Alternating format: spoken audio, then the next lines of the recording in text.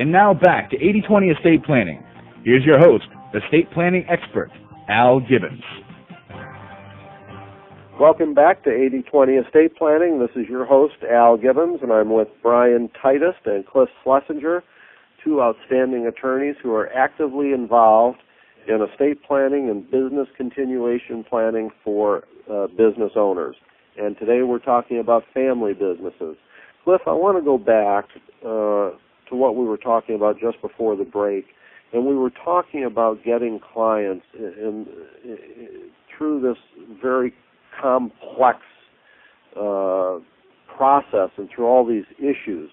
And what you were saying, I think, was that you tend to design things from the top down or in context.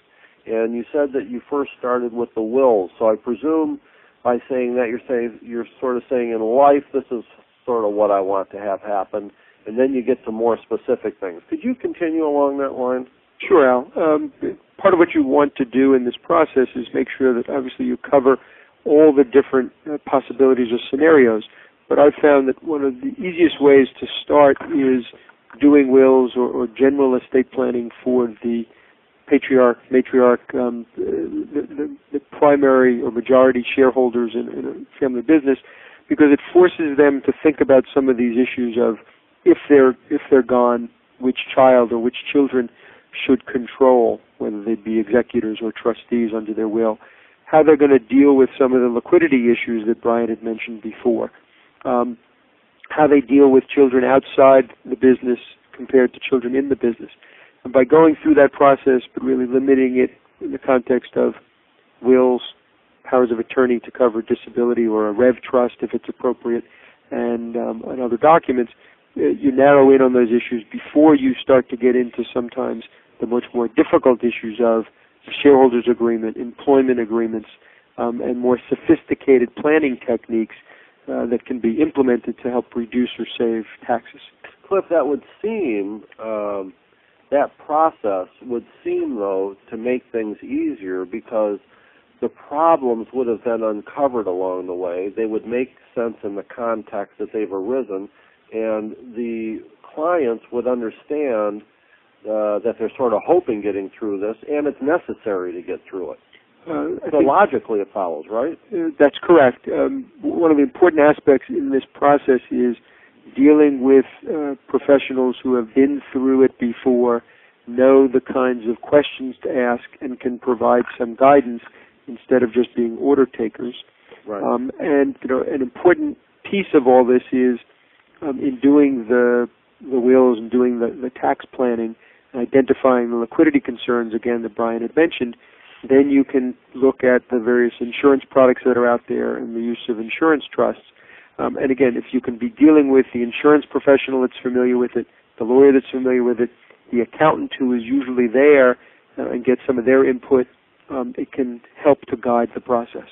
I know, Brian, that everyone on this radio program today, we are all deep believers in the team, the estate planning team or the business planning team, working together for the benefit of clients. What Cliff was just describing, how do you see that functioning, and how important is that when you see it in operation? It's absolutely critical. I deal, for the most part, or primarily with the financial service professional, be it the financial planner or a life insurance agent who's involved in this process, and clearly the best ally of any financial service professional is an experienced attorney. And I think that one of the mistakes that can be made by a financial services professional is in an attempt to, perhaps impress the client or to provide service, in many cases, is to overwhelm the client with complexity. And that's probably, as Cliff has already mentioned, it's probably exactly the wrong way to go about it. Many times the first step is to step back and take a look at some of the broader issues. But clearly that each professional has an important role in this process, and the more frank, the more honest those professionals are with each other, the earlier they're involved in the process together, I think is really the best scenario for a successful plan. That's probably absolutely critical. That would certainly echo my experience. Right. I agree with you. Now, Brian, as you listen to Cliff describe his process in successfully getting clients not only through their planning but toward implementation, it seems to me he is really handling a lot of concerns. What concerns do you see that he's handled in that process? Well, I mean, it's getting the clients to certainly think about the problem. My suspicion is that many business owners, while they're busy and don't have time to devote to this process, are also a little afraid of the process and are concerned that they perhaps don't have the solutions or don't have enough information about the solutions to deal with them. As we can imagine, I'm not a business owner, but I can only imagine that having to deal with spouses and children and treating them fairly and equally and adequately is a difficult thing to do. But by putting things in order, for example, just getting your basic estate planning in order. I've always suggested to the professionals I deal with, the agents and the planners I deal with, is just start with the question is, what if something happened to me tomorrow? Or what if something happened to me last night? What if something happened to my client last night? What are the first steps we have to do to make people feel comfortable? And often that means starting with the basic kinds of estate planning. You certainly don't want to get caught flat-footed that way. But these issues about that business owners deal with is, how do I treat my children equally, equitably? What about these liquidity concerns? If I do need cash, what are those cash needs? Help me identify those needs. And equally important, or if not more important, how do I solve them, or can I solve them? How do I provide support for a spouse who's not actively involved in the business, or maybe I have minor children. Perhaps I have a handicapped children or a special needs child of some kind. I mean, all those issues are part and parcel of the overall process. With a small business owner, as you said before, the business usually is the estate. And estate planning is business planning, and vice versa. But taking them in incremental steps, taking them one step at a time, I'm not sure is not a good process in most cases. Right.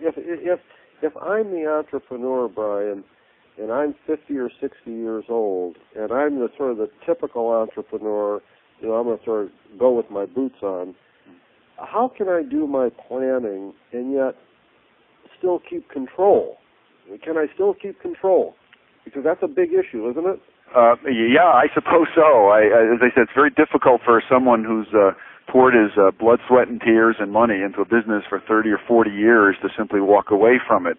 There are some that, and Cliff probably has more firsthand experience with this than we do, but there are some who will and can, but there are many others who can't. So it's a difficult process. There are techniques out there, which I suppose that might be the subject of another show. There are techniques for, splitting up the interests, putting stock in things like family partnerships under certain circumstances, maybe creating different classes of stock, voting and non-voting stock, and then giving away the non-voting stock. While that's an economic transaction, doesn't necessarily relinquish control.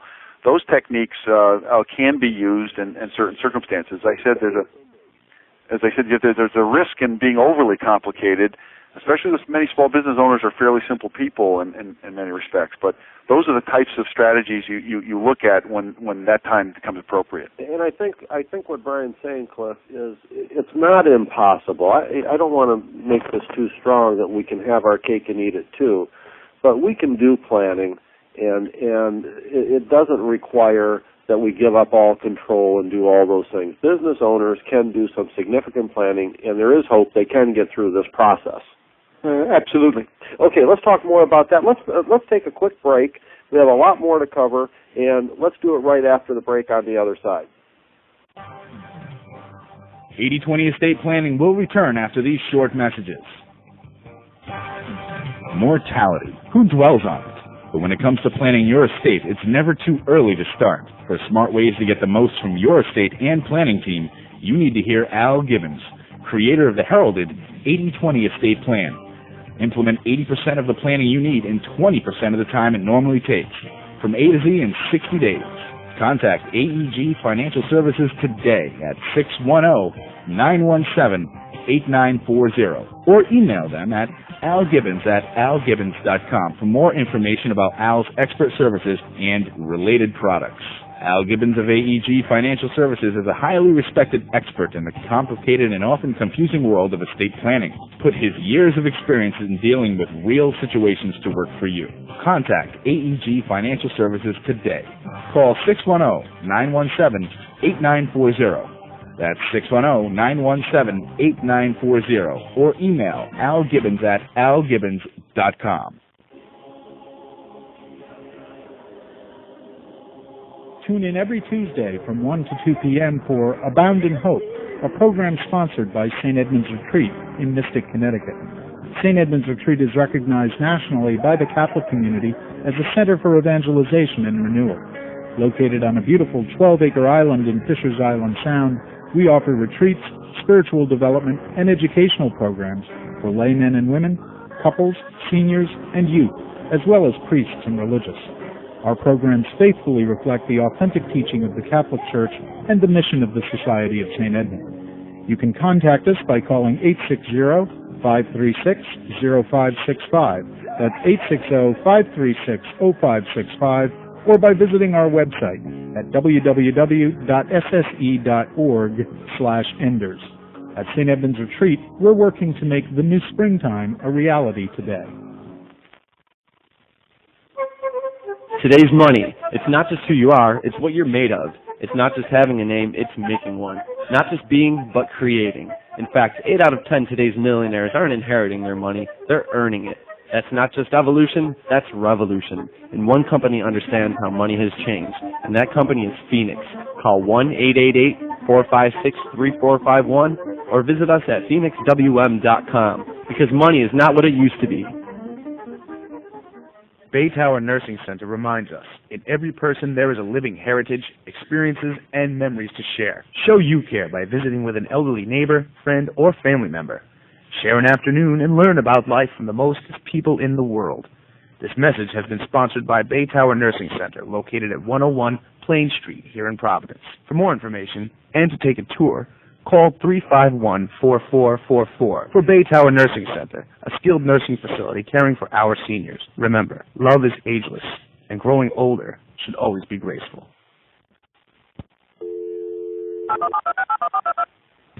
Talk to our expert host.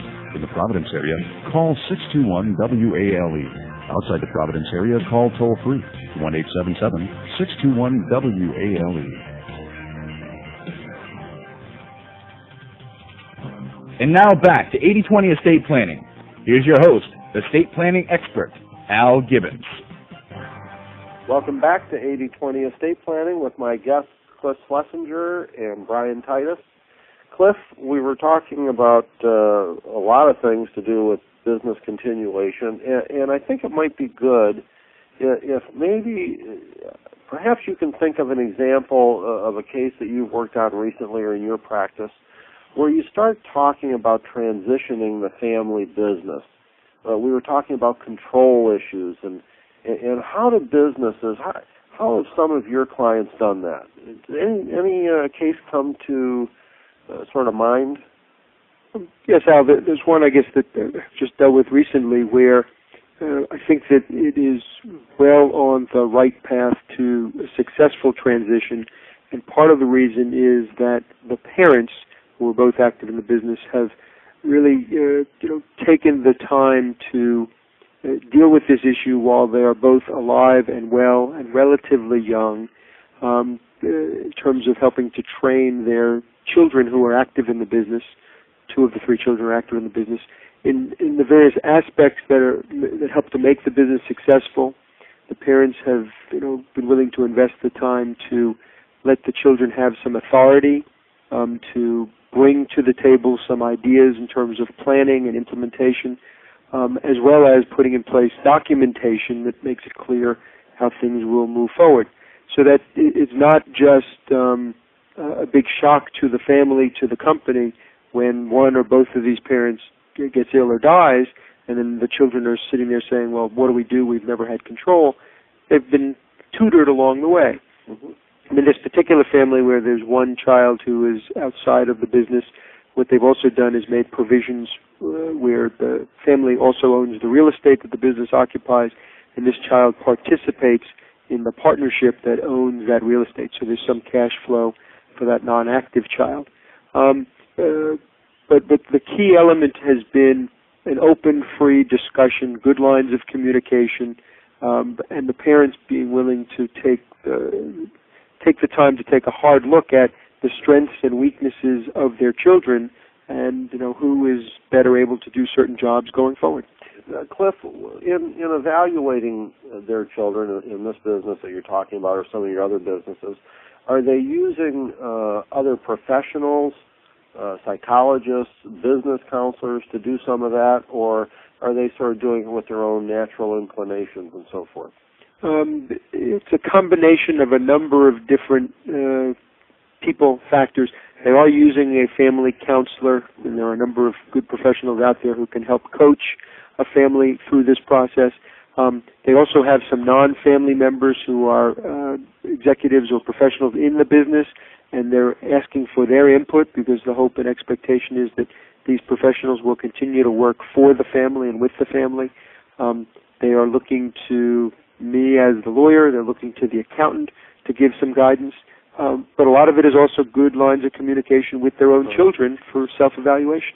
So when you say this, I think you said that this particular couple or this fictional couple was relatively young. What is young? Is that 60s? Is 60s young? Father in this case is in his 60s. Mother is in her late 50s. Okay, late 50s, early 60s. And I would agree that that's young, Brian. Mm-hmm, yes. And yet, really a great time to be able to do some of these other things. Now, Cliff, you also said there was some documentation, so in the event something happened, or as I think it was Brian said, if something had happened last night, what would we be discussing today? How would this business go on? Is that documentation sort of living documentation that can be and perhaps might be changed, reflecting skills as they develop, experience as it goes forward, or do you think it's pretty well cast in stone? I am a firm believer, Al, that flexibility is essential in almost all estate planning documents, but in particular in the family business context, where there's at least enough flexibility that it can change as the business changes, as the personalities change. Obviously there has to be specific provisions dealing with buy-sell, for example, if somebody either wants out or becomes disabled or dies, and the funding mechanisms, but there has to be an element of a dynamic because nothing stays the same. Nothing is constant. And as you see these plans put together, in this particular example that you gave, the child who was outside the business shared in some real estate benefits and was sort of dealing with some equalization that way. And does that enable that child to be on good terms with siblings and feel understood and understand the situation with the parents? Yeah, well, it helps. There's always some tension depending on if the business continues to be successful, whether that child will have been adequately compensated. But there is life insurance in play so that there will be additional liquidity that will help to further compensate this child who's outside the business. You also have to be careful in the real estate context because in this case there's a lease in place, because otherwise there's always the tension between the two children who are active in the business wanting to not pay fair rental value or perhaps sell the business and leave the real estate stuck in this partnership. But good lines of communication throughout all of this is very helpful in making people happy. Great. Brian, I want to come back, and I want to talk about some of your strategies that you've dealt with regarding equalization. Let's come back right after the break and talk about that. Right. 80/20 Estate Planning will return after these short messages. Mortality. Who dwells on it? But when it comes to planning your estate, it's never too early to start. For smart ways to get the most from your estate and planning team, you need to hear Al Gibbons, creator of the heralded 80/20 Estate Plan. Implement 80% of the planning you need in 20% of the time it normally takes, from A to Z in 60 days. Contact AEG Financial Services today at 610-917-8940 or email them at algibbons@algibbons.com for more information about Al's expert services and related products. Al Gibbons of AEG Financial Services is a highly respected expert in the complicated and often confusing world of estate planning. Put his years of experience in dealing with real situations to work for you. Contact AEG Financial Services today. Call 610-917-8940. That's 610-917-8940 or email algibbons@algibbons.com. Money. It's just not what it used to be. Among other things, it's younger. But new money and old money have at least one thing in common. Phoenix, a company that's been helping people manage wealth for nearly 150 years. Phoenix understands that making money and knowing what to do with it are two very different skills. Call 1-888-456-3451 or visit us at phoenixwm.com. We could bring harmony to your life, if not to your music.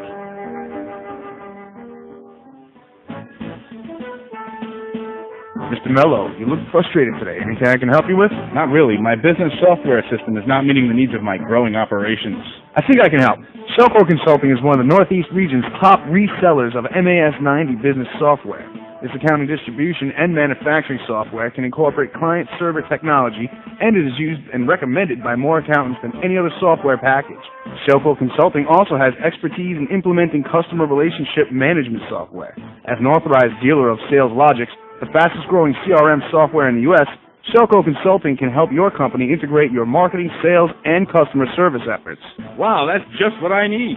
Well, you can call them at 1-888-4SHELLCO or go to www.shellco.com. Their experience and success can help a business just like yours.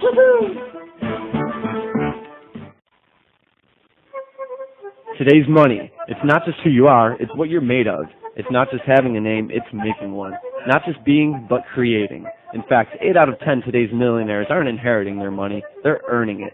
That's not just evolution, that's revolution. And one company understands how money has changed, and that company is Phoenix. Call 1-888-456-3451 or visit us at phoenixwm.com, because money is not what it used to be. You're listening to Southern New England's Talk Alternative, offering the most unique programming. 990 WALE Renaissance Radio. And now back to 80/20 Estate Planning. Here's your host, estate planning expert, Al Gibbons. Welcome back to 80/20 Estate Planning. I'm Al Gibbons on our final segment of this show with Brian Titus of Phoenix Home Life and Cliff Schlesinger from Wolf Block, Philadelphia. Welcome back, gentlemen. We were talking just before the break about transitioning a family business, and one of the issues that came up was having children outside of the business. And I know in my experience, and you and yours, we've all dealt with this issue of how to treat fairly and equitably children outside the business. Brian, what do you see in that area? What's happening? How do we take care of this problem? Well, as we all probably know, that probably the one thing you want to avoid is giving stock in a closely held business to children who are not, or a child is not active in that business. The potential tension there between children is enormous. Fortunately, I know we don't want to turn this into a commercial for life insurance, but this is one place where life insurance can play a significant role. Certainly, one of the issues that has to be dealt with up front is what is equitable treatment. If a business owner has a child or children who have been actively working in the business, perhaps contributed significantly to the growth of that business, some business owners might feel that giving dollar for dollar value to the other children or other child is equitable treatment. Others might feel that some other level of assets, is equitable treatment, constitutes equitable treatment. But certainly, life insurance can play a role in this. And I guess one reason for that was a little bit what Cliff was alluding to earlier, is that often there are liquidity issues, and life insurance is cash. That's right. And Cliff already mentioned one of the techniques of splitting off business real estate from the active business itself, but in some cases that can't be done or has already been done in another fashion. and at least through life insurance, the client can take the comfort that other children can be taken care of. As we all know, most business owners don't have a lot of other assets, a lot of other liquid assets. If they do, they've planned well, but it can play that significant role. And that speaks to an issue that Cliff also mentioned, is that early planning is significant. As we know, the options along these lines for clients who are in their 50s or early 60s are so much more attractive than they are if they wait till your 70s or early 80s.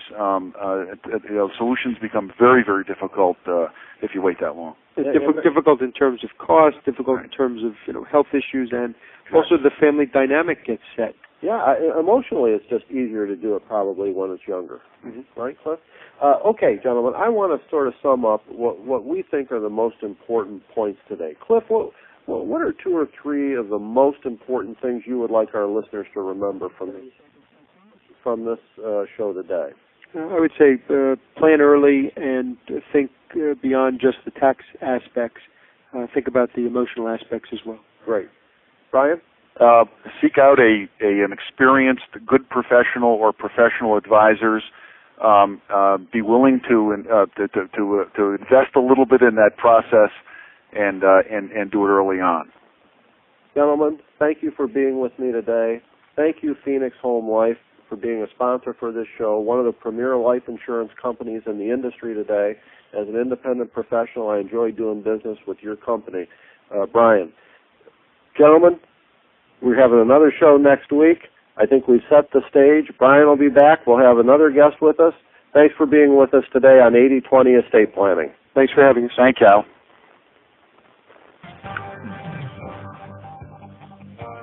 Thank you for listening to 80/20 Estate Planning with your host, Al Gibbons.